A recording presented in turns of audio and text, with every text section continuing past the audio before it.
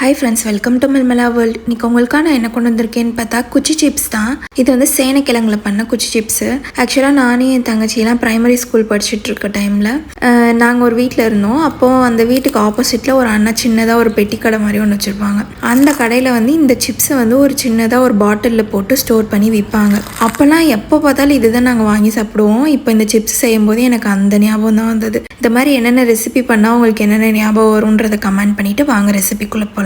அதுக்கு நான் சேனைக்கிழங்க நல்லா இந்த மாதிரி குச்சி குச்சியாகவும் நல்லா ரொம்ப தின்னாக கட் பண்ணி எடுத்துக்கோங்க.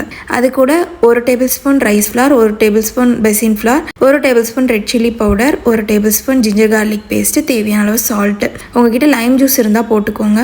அதையும் போட்டு நல்லா கையிலே இப்படி ஒரு பெரட்டி விட்டுக்கோங்க. இதுக்கு வந்து தண்ணி எதுவுமே ஊற்றக்கூடாது. அந்த கிழங்குல இருக்க தண்ணியே கரெக்டாக இருக்கும். தண்ணி ஊற்றி பிணைஞ்சிங்க அப்படின்னா அந்த குச்சி சிப்ஸ் வந்து ரொம்ப ஆயில் அப்சர்வ் பண்ண ஆரம்பிச்சிடும். இப்போ அதை மேரினேட் பண்ணி ஒரு 5 மினிட்ஸ் ரெஸ்ட் விட்டுக்கோங்க. இப்போ ஒரு அகலமான கடாயில் உங்களுக்கு தேவையான அளவு ஆயில் ஊற்றிக்கோங்க. இது வந்து காலிஃப்ளவர் ஃப்ரை பண்ண ஆயில், அதனால தான் கலர் அந்த கலரில் இருக்குது. ஆயில் நல்லா ஹீட் ஆனதுக்கப்புறம் நம்ம மேரினேட் பண்ணி வச்சிருந்த கிழங்க ஒன்றா போட்டு நல்லா கையிலே உதுத்து போடுங்க. அப்போ தான் நல்லா தனித்தனியாக வரும். போட்டு நல்லா டீப் ஃப்ரை பண்ணி எடுத்திங்கன்னா சூப்பராக ரெடி ஆயிரும். இது சாம்பார் சாதம், தயிர் சாதத்துக்குலாம் ரொம்பவே சூப்பராக இருக்கும். வெரைட்டி ரைஸ்க்கு ரொம்ப நல்லாயிருக்கும். கண்டிப்பாக இந்த ரெசிபியை ட்ரை பண்ணி பார்த்துட்டு எனக்கு எப்படி இருக்குன்னு கமெண்ட் பண்ணுங்கள். நம்ம சேனல் பிடிச்சிருந்தா சப்ஸ்கிரைப் பண்ணி லைக் பண்ணிக்கோங்க. உங்களுக்கு தேடி யூஸ்ஃபுல்லான வீடியோஸ் வந்துகிட்டே இருக்கும். ஓகே, தேங்க்யூ, பாய்.